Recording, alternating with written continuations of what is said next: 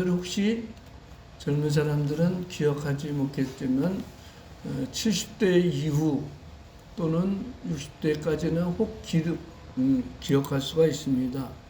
미국 대통령이 우리나라를 방한할 때 아주 대한민국 전체가 요동쳤습니다. 제가 기억에 중학교 때 종로에 있는 학교를 다녔기 때문에 그 당시에는 학교 수업을 중단하고 김포공항, 인천공항이 없었죠. 김포공항서부터 광화문까지 전 연도에 사람들이 다 나와서 미국 대통령이 우리나라에 온 것을 환영했습니다. 전에는 태극기와 미국 성조기를 들었는데 그 도로변에 있는 학생들은 다 동원이 되었지만 학생뿐만 아니라 일반 시민들이 자원해서 나왔습니다.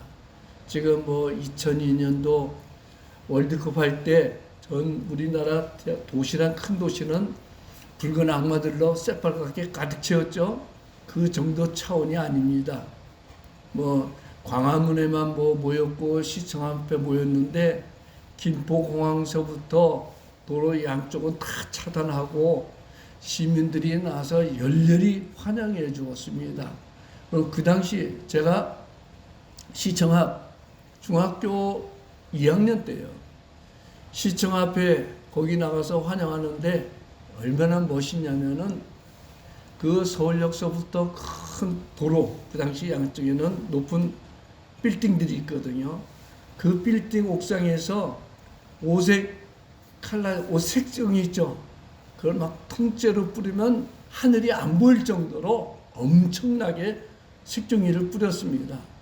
그 길을 정말 처음 보는 차, 그 세단이 미국 대통령이 타는 차, 맨 앞에는 그 경찰 사이클이라고 그러죠. 컨보이하고 라이트 켜고 정말 장관이 아니었어요. 멋있죠. 근데 문제는 그 시대는 지금처럼 공중 화장실이 별로 없었어요. 몇 시간을 대기하면서 있는데 일부 학생들은 또 어른들도 소변을 참지 못해가지고 심지어 덕수궁 돌담 있죠? 거기다 그냥 실내하기도 하던 그런 시대예요. 60년대 후반이니까. 그 엄청난 환영식을 왜 했냐?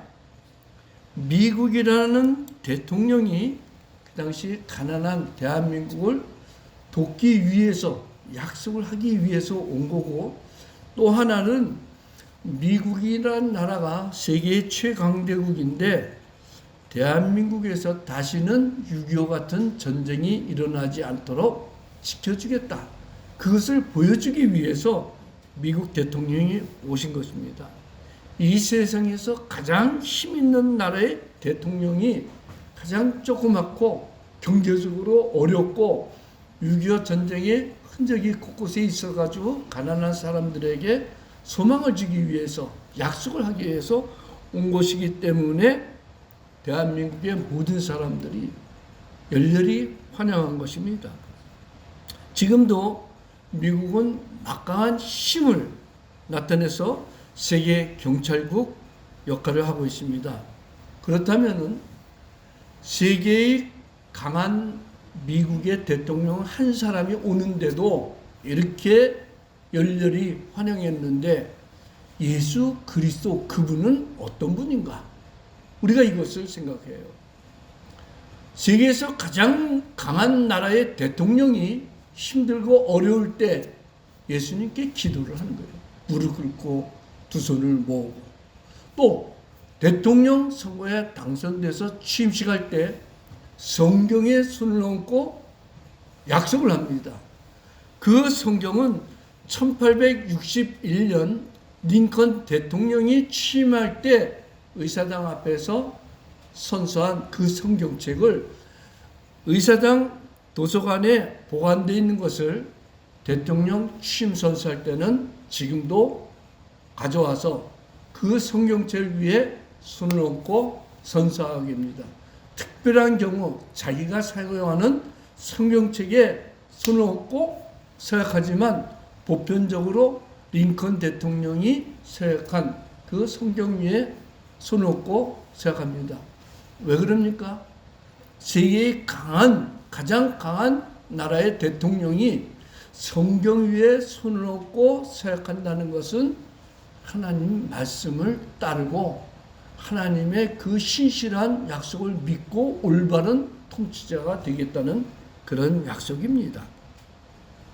이처럼 실제적으로 세계를 움직이는 것은 미국의 대통령이 아니라 미국의 대통령을 움직이는 예수 그리스도, 그분이 세계적인 왕이고 세기적인 영원토록 세계를 다스리는 왕입니다. 그분이 태어나신 날이 성탄절이죠.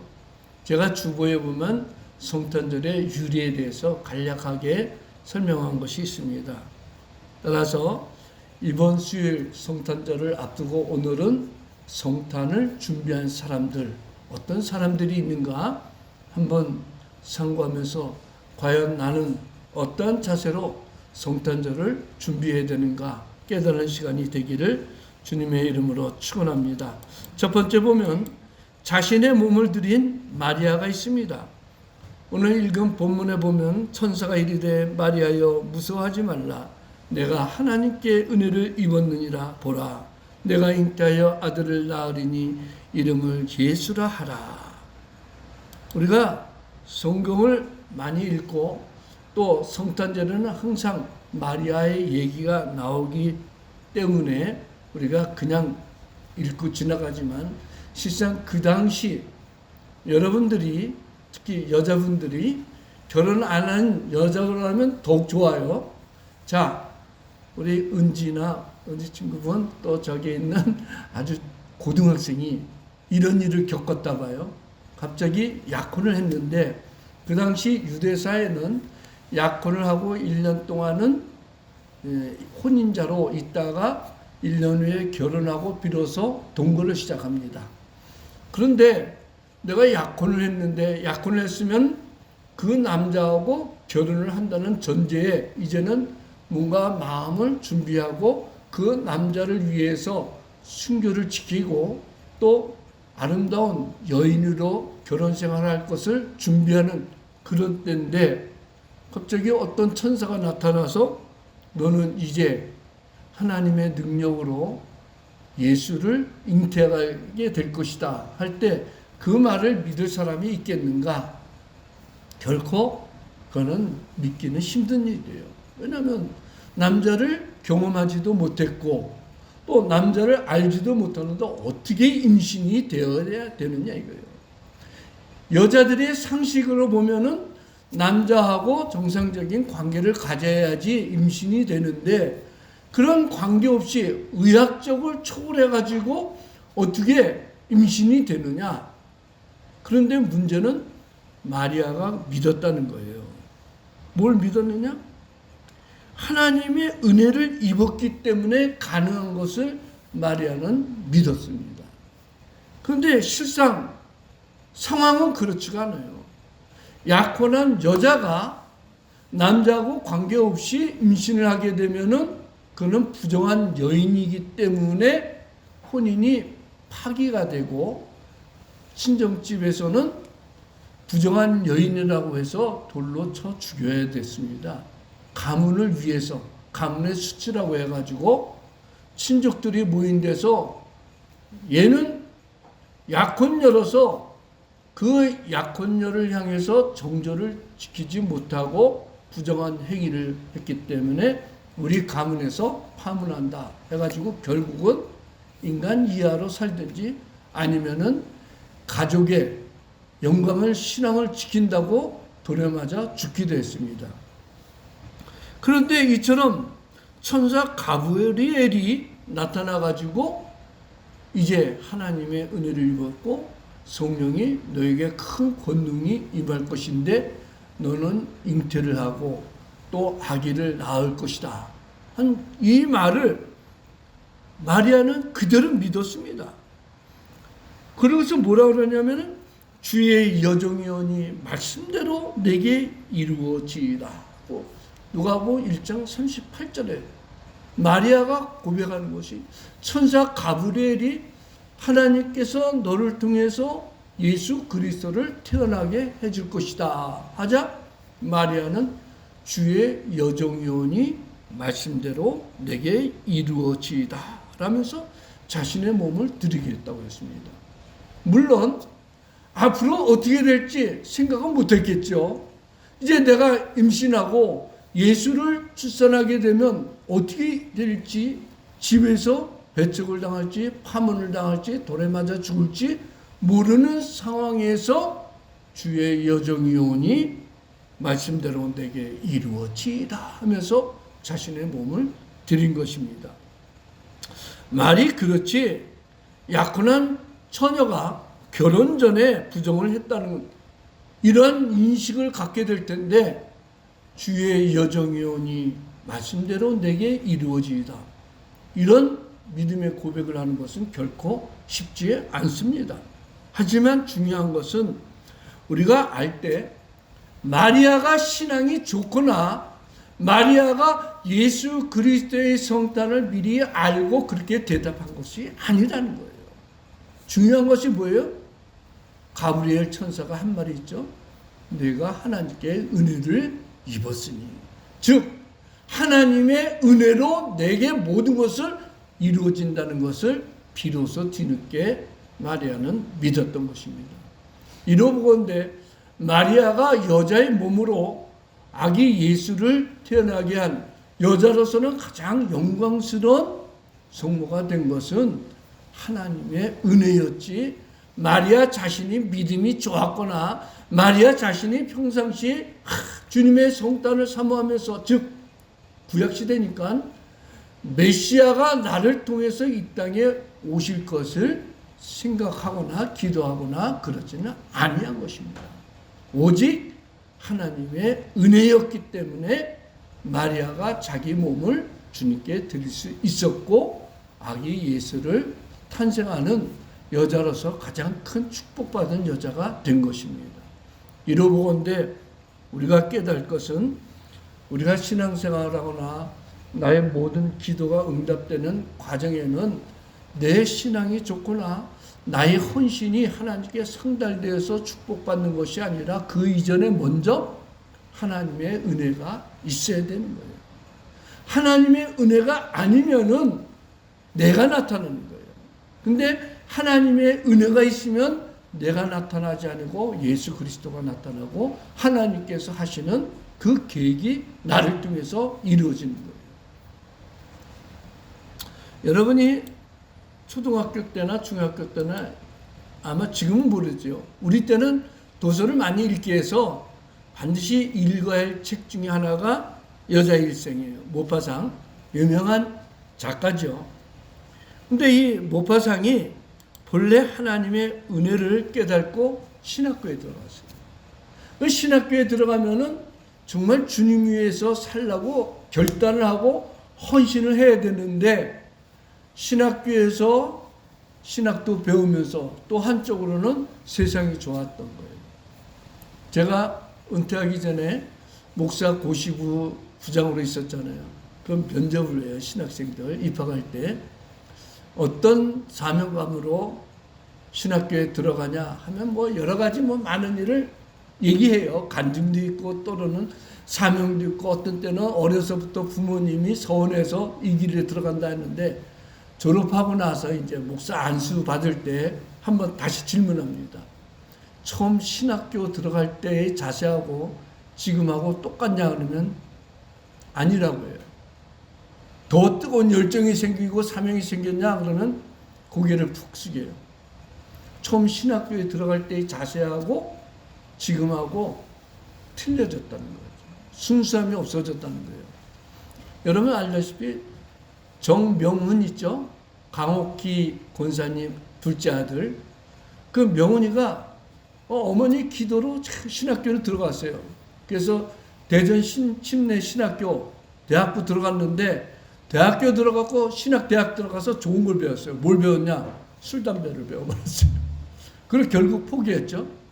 그런 경우도 있다 이거예요. 모파상이 그런 경우예요. 신학교 들어갈 때는 주님을 위해서 자기가 주님으로부터 받은 재능을 사용해야겠다고 신학교들 갔다가 너무 세속적이라 퇴학을 당했습니다. 그런데 거기서 떠나지 않고 아예 하나님을 떠나서 신앙생활을 하지 않고 자기 마음대로 인생을 살았습니다. 그런데 본질적으로 문학의 소설이 있어가지고 신학교를 퇴학당한 지 10년 만에 세계적으로 유명한 작가가 되었습니다. 모든 사람들이 부러워하는 그런 큰 부자가 되었습니다. 지중해에 있는 호화 요트선, 제가 올 봄에 프랑스 니스항을 갔거든요. 그 전체가 호화로운 요트들로 가득 차 있어요. 아마 모파상이 1800년대에 그런 좋은 요트를 갖고 있을 정도는 모든 사람들이 부러워할 정도로 재물이 많았죠. 노르망디에는 초호화 별장을 가지고 있고 파리에는 최고 아파트에서 살고 있었습니다. 그런데 워낙 돈 많고 명예 많고 인기가 좋으니까 여자들이 자주 찾아오고 자주 여자가 바뀌었습니다. 결국 그렇게 타락된 생활을 하다가 안질병에 걸리고 불면증에 걸립니다. 하나님이 주신 사인이죠. 너 빨리 내게로 돌아오라. 사람이 아플 때 하나님을 찾는데 그때도 하나님을 찾지 않았습니다. 그래갖고 1892년 내가 뭐 때문에 세상을 사느냐? 세상 사람들은 나를 열렬히 환영하고 존경하고 좋아하고 내 통장에는 돈이 계속 쌓이고 나는 호화로운 생활을 하고 허구한 술 마시고 쾌락을 즐기고 여자를 바꿔도 인생의 삶의 의미가 없어진 거예요. 그리고 심한 정신병에 걸려가지고 1892년 자살을 시도하다가 실패로 끝나고 결국은 심한 정신병에 걸려가지고 정신병원에서 43살 나이로 일찍 죽어버렸습니다. 근데 그의 묘비에는 평소 그가 자주 중얼거리던 말이 기록되어 있는데 거기에는 뭐라고 되어 있냐면 나는 모든 것을 소유하고자 했지만 결국 아무것도 소유하지 못했다. 성도 여러분, 마리아는 자신의 몸, 처녀로서 주님께 자신의 몸을 드린 결과 가장 낮은 여종으로서 가장 존경받는 여인이 되었지만 모파상은 하나님께 드릴 자신의 재능을 자기의 쾌락을 위해서 사용한 결과 아무것도 가지지 못한 거예요. 사람들의 기준으로 볼 때는 돈, 명예, 권세, 인기 다 가진 부러울 정도의 삶을 살았지만 정작 자신이 느끼고 자신이 고백하는 것은 아무것도 소유하지 못했다는 거예요. 왜 그럽니까? 예수 그리스도 없는 인생은 아무것도 없는 거예요. 남길 것이 없는 거예요. 저는 하루하루 살아가면서 과연 내가 무엇을 남길까? 그래도 감사한 것은 우리 가문에 처음으로 목사라는 직분자가 생겼고 또 적어도 제가 어제도 혼자 생각하기를 참 나는 복을 많이 받았다. 그 중에서도 자식 복을 많이 받아가지고 어제 수림이 아림에 와서 또 저녁을 먹는데 사모님이 힘들잖아요. 그거 해주는 기쁨이 있는 거예요. 근데 부모는 뭐예요? 보는 기쁨인데 제 아들이 주일마다 와요. 아내하고 또 그뿐만 아니라 손주 손녀하고도 같이 와요. 임신했을 때부터 세례받고 지금까지 계속 주일날이면은 교회 와서 아버지가 인도하는 예배를 드리는 거예요. 근데 혼자 나는 참 효자 봤다. 그거 참 보람스럽잖아요.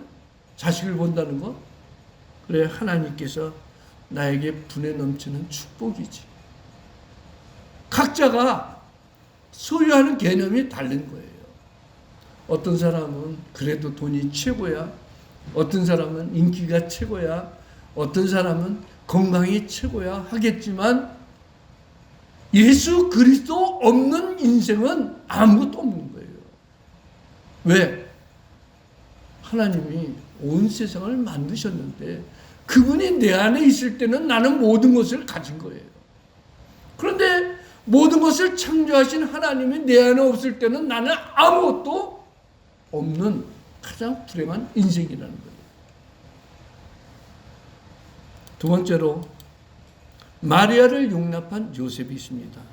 마태복음 1장 19절에서 20절에 보면 그의 남편 요셉은 의로운 사람이라 그를 드러내지 않고 가만히 끊고 자여 이 일을 생각할 때에 주의 사자가 현명하여 이르되 다윗의 자손 요셉아 내 아내 마리아 데려오기를 무서워하지 말라. 그에게 잉태된 자는 성령으로 된 것이라. 요 짧은 두 절만 해도 며칠 성교가 나요. 그의 남편 요셉은 의로운 사람이라. 마리아의 남편, 정운한 남편 요셉은 의로운 사람이라. 의롭다는 말은 뭐냐면 정직하다, 법을 지키다 그런 뜻이에요. 근데 요셉이 의로운 사람이란 뜻은 율법을 지키면서 살아왔고 율법을 지켰다는 뜻은 마리아를 율법대로 처리한다면 어떻게 돼요? 파혼하고 집으로 보내야 되잖아요. 이제 너와 나는 파혼이다. 어떻게 나를 통하지 않고 임신을 할 수가 있느냐? 하고 파혼하면 되는데 성경은 뭐라고 그래요? 요셉은 의로운 사람이라 그를 드러내지 않고 가만히 끊고 자요. 아내를 사랑하는 거예요. 드러내면은 마리아는 파혼당하고 자기 집에서는 파문당하고 결국은 죽을 위험에 처했는데 그 모든 것을 생각하고 드러내지 않고 가만히 끊고 자요. 이제 너하고 나는 파혼이다. 그러니 내 갈 길을 가라. 이렇게 생각했을 때 하나님께서 천사를 통해 가지고 깨달음을 주는데 다윗의 자손 요셉아. 이게 참 중요한 것이에요. 신약 마태복음 1장 1절이 어떻게 시작되죠? 아브라함과 다윗의 자손 예수 그리스도의 계보라. 즉 하나님께서 예수 그리스도를 이 땅에 보내실 때 아브라함을 통한 믿음의 후손, 언약의 후손으로 이 땅에 오게 하시고 그분이 메시아인데 그분은 다윗 왕의 왕권을 가지고 이 땅에 오실 분이다. 그런 뜻으로 천사가 다윗의 자손 요셉아, 하나님께서 창세기 3장 15절 여인의 후손으로 이 땅에 보내실 바로 메시아, 그 메시아가 다윗의 후손으로 온 내 몸을 통해서, 내 혈통을 통해서 내 안에 마리아를 통해서 이 땅에 태어날 것이다. 바로 그에게 잉태된 자는 예수 그리스도는 사람으로 태어난 것이 아니라 성령으로 된 것이라 하면서 요셉에게 하나님의 계시가 임합니다.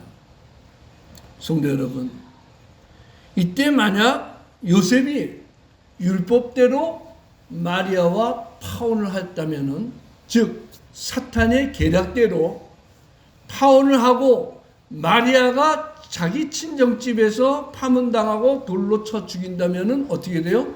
예수 그리스도가 이 땅에 태어납니까? 태어나지 못하죠. 그러니까 사탄은 메시아가 이 땅에 태어난 것을 반대하려고 요셉의 마음에 파혼을 하려는 생각할 때 하나님은 또 천사를 통해서 그것이 아니다 하고 올바른 길로 인도해 주신 거예요. 요셉은 이처럼 천사의 계시를 받고 마리아를 데려오고 아기 예수가 태어날 때까지 동침하지 아니했다라고 해요. 그런데도 여러분 한번 생각해 보세요. 이승환 집사님, 아내하고 결혼을 약속했는데 약속만 했는데 벌써 임신을 해버려요. 나는 아무런 관계 안 했는데 그럴 때 천사가 믿어라 하면 믿기는 하는데 아내의 배가 불러올 때마다 이게 진짜 하나님의 계시가 맞나? 이런 인간적인 생각 들 때가 있어요. 근데 요셉은 천사의 계시를 그대로 믿어가지고 아내에게 동침하지도 않고, 왜? 태어날 메시아를 정결케 하기 위해서. 이처럼 자기 아내를 용납한 요셉이 있기 때문에 메시아는 탄생할 수 있었던 거예요. 그 다음 세 번째로 주님의 성탄을 찬송한 목자들이 있습니다. 누가복음 2장 11절에서 12절에 보면 오늘 다윗의 동네에 너희를 위하여 구주가 나셨으니 곧 그리스도 주시니라. 너희가 가서 강보에 쌓여 구유에 누워 있는 아기를 보리니 이것이 너희에게 표적이니라 하더니 라고 했습니다. 제가 설원에 미국 대통령이 한국 갈 때 그 많은 사람들, 수많은 사람들이 환영하고 군데 학교 브라스 밴드도 나오고 또 군악대도 나오고 막 연주하고 난리가 났었거든요. 근데 아기 예수 메시아가 태어날 때는 어느 누구도 그 메시아를 먼저 반긴 사람이 없었습니다. 그래서 하나님은 메시아인 예수 그리스도의 성탄을 축하하기 위해서 하늘에서 천군 천사가 나팔을 불고 찬송을 하도록 한 거 아니에요? 사람의 영광을 받고 태어난 것이 아니라 하늘의 영광을 받고 예수 그리스도는 태어났습니다. 그러면서 아기 예수의 성탄을 가장 먼저 선포한 사람이 천사라 이거예요. 사람이 아니고 천사가 성탄을 선포했고, 제일 먼저 들은 사람은 베들레헴에 거주하는 목자들이다. 가장 천민, 가장 낮은 곳에서 자기 일에 열심하는 목자들에게 성탄의 최초의 복음이 전파된 거예요. 근데 흔히 신학자들은 이 목자들이 그냥 보편적인 목자는 아니었다고 그래요. 왜냐하면 일반 목자들은 양떼들을 밤에 되면 우리에 가둬 놓고 자기 집에서 자는데, 이 목동들은 양떼들을 우리에 가둬 놓고 집에 들어가지 않고 그 양들을 지켰다 이거예요. 왜냐? 그 양들이 일반적인 양이 아니고 하나님께 제물로 드려진 양들이기 때문에 이 목동들은 밤잠을 자지 않고 지켰다는 거예요. 어쨌든 영광의 왕이신 예수 그리스도께서 태어나실 때는 아무도 축하해주는 연주도 없고 기쁜 노래를 부르는 사람도 없었지만 하늘에서 천군 천사가 기쁜 노래를 불렀습니다. 그리고 목동들은 천군 천사가 물러가자 마구간에서 태어난 예수 그리스도를 보고 하나님께 영광을 돌리며 찬송을 했습니다. 성도 여러분, 지금은 24일 날 되면 새벽송이 없어졌죠. 오래전서부터 소음 공예라고. 그런데 그 성탄을 찬양할 때, 새벽송 할 때 우리가 외친 것이죠. 지극히 높은 곳에서는 하나님께 영광이요, 땅에서는 평안을 입은 자들에게 기쁨이라. 이것이 목동들이 부른 찬송이었다는 거예요. 귀족들이나 영광스를 받는 사람들을 통해서, 제사장을 통해서 찬송을 받은 것이 아니라 낮고 낮은 목동들을 통해서 예수님이 성탄의 찬양을 받은 거예요. 그리고 가장 기쁨을 찬송한 사람들은 바로 자기 일에 열심을 냈던 목자들, 바로 이 목동들에게 하나님은 예수 그리스도의 성탄을 보게 하시고 찬양을 드리게 했던 것입니다. 성도 여러분, 우리가 신앙생활을 할 때 내 직분에 열심할 때 하나님은 그 사람을 통해서 큰 영광을 받으십니다. 유명한 셰익스피어는 이런 말을 했습니다. 마음이 즐거우면 하루 종일 걸을 수 있는데 마음이 슬프면 1마일도 못 가서 피곤해진다. 내 마음이 예수 그리스도의 성탄을 통해서 즐거워한다면 내 인생 끝날까지 행복하게 살 수 있다는 거예요. 그런데 내 마음이 신앙생활을 해도 기쁨을 누리지 못하고 형식적으로 주일에 왔다 갔다 한다면 그 인생은, 그 신앙은 피곤해지는 거예요. 어차피 우리가 예수 그리스도를 믿고 주일이면 교회에 나와서 신앙생활하고 예배 드린다면은 주님의 성탄이 다른 사람을 위한 성탄이 아니라 나를 구원하기 위한 위대한 성탄이라고 하면은 우리는 기뻐할 수 있는 거예요. 나라는 존재가 세상 사람들이 평가할 때는 보잘것없어도 하나님이 나를 볼 때는 바로 나를 구원하기 위하여 하늘 영광의 독생자 예수를 이 세상에 가장 낮은 사람의 몸으로 보내시고 내가 받을 저주를 십자가에서 대신 받게 하셨다는, 그리고 나를 구원했다면 나는 존귀한 자라는 거예요. 하나님이 보실 때 하나님이 우리를 아들이라 딸이라 불러주시고 그 아들 독생자 예수 그리스도와 우리를 바꿔치기 한 존귀한 자라는 거예요. 이처럼 큰 축복을 받았다면 우리는 주일날 예배드리면서 즐거워해야 되는 거예요. 찬송을 부르면서 내 영혼이 마음껏 춤을 출 수 있는 기쁨의 찬양을 드려야 되는 거예요. 용서하고 들으세요.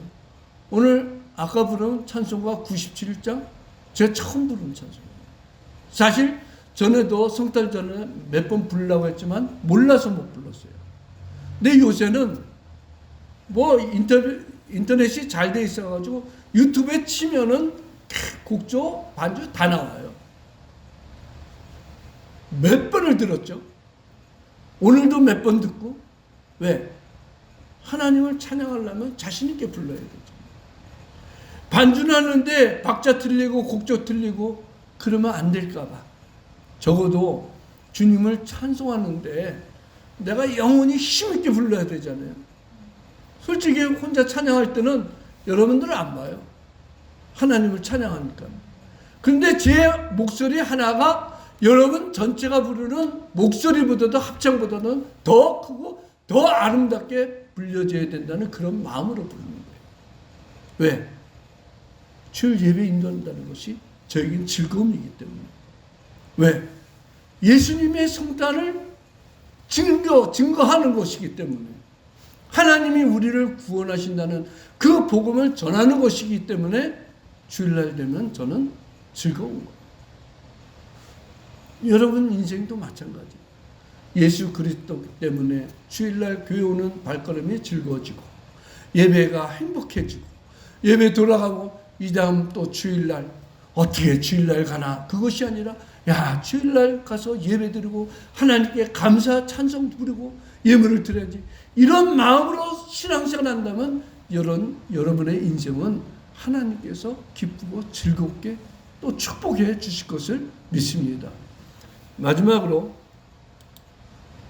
아기 예수께 경배하며 예물을 드린 동방박사가 있습니다. 마태복음 2장 11절에 집에 들어가 아기와 그의 어머니 마리아가 함께 있는 것을 보고 엎드려 아기께 경배하고 보배합을 열어 황금과 유향과 몰약을 예물로 드리니라. 우리가 성탄절 되면 꼭 잊지 못하는 것이죠. 동방박사. 지금 뭐 주일학교가 없어서 그렇지만 큰 교회는 거의 예외 없이 동방박사 이 연극을 하기도 합니다. 왜? 유대인이 아닌 이방인들이 처음으로 예수 그리스도의 성탄을 찬양했기 때문입니다. 바로 이 동방박사는 자연계시를 통해서 별을 바라보고 예수를 만난 거예요. 우리가 신앙생활하면서 우리는 성경을 통해서 하나님의 은혜를 깨닫고 성경을 통해서 하나님이 나에게 주시는 축복의 말씀을 듣기도 하는데, 이 동방박사의 세 사람은 성경도 없고 설교도 없고 유대인도 없는 이방인들이 별만 보고 따라오다가 아기 예수 탄생을 보고 가장 소중한 예물을 드렸다는 거예요. 인류 역사상 최초로 이방인이 예수 그리스도의 성탄을 목격한 사람입니다. 성도 여러분, 여러분 주보 있죠? 주보 한번 봅시다. 주보 주면에 중간에 항상 제가 칼럼 쓰는 거 있죠? 여기에 오늘 서울여자대학교 사랑의 엽서 공모전 대상작 엄마의 위안 판정 소식을 듣고 어머니 죄송합니다 라고 쓴 학생의 그 시가 대상을 받았어요. 우리 한번 읽어봅시다. 시작. 나에게 티끌 하나 주지 않은 거린들이 내게 손을 내밀 때면 불쌍하다고 생각했습니다. 그러나 나에게 전부를 준 어머니가 불쌍하다고 생각해 본 적은 없습니다. 나한테 밥 한 번 사준 친구들과 선배들은 고마웠습니다. 답례하고 싶어서 불러냅니다. 그러나 날 위해 밥을 짓고 밤늦게까지 기다리는 어머니께 감사하다고 생각해 본 적은 없습니다. 실제로 존재하지도 않는 드라마 속 배우들 가정사에 그들을 대신해 눈물을 흘렸습니다. 그러나 일상에 지치고 힘든 어머니를 위해 진심으로 눈물을 흘려본 적이 없습니다. 골방에 누워 아파하던 어머니 걱정은 제대로 한 번도 해본 적이 없습니다. 친구와 애인에게는 사소한 잘못 하나에도 미안하다고 사과하고 용서를 구했습니다. 그러나 어머니에게는 잘못은 셀 수도 없이 많아도 용서를 구하지 않았습니다. 죄송합니다. 죄송합니다. 이제야 알게 돼서 죄송합니다. 아직도 너무도 많은 것을 알지 못해 죄송합니다. 어머니의 은혜, 뒤늦게 알고 죄송합니다 했죠? 자기를 키워주고 자기에게 모든 희생과 헌신을 아껴하지 않은 어머니가 위안 판정을 받고 뒤늦게 어머니의 은혜에 감사하는 그런 글이죠. 근데 우리가 하나님의 은혜, 이보다 더 큰 은혜를 받으면서도 때로는 하나님께 불평불명할 때도 많이 있었습니다. 우리는 하나님 앞에 진실된 그리스도인으로서 하나님의 은혜를 잊지 않고, 특히 우리 같은 죄인을, 나 같은 죄인을 구원하기 위하여 이 세상에 오신 예수 그리스도의 성탄을 기뻐하고 감사하는 믿음의 사람들이 되기를 주님의 이름으로 축원합니다.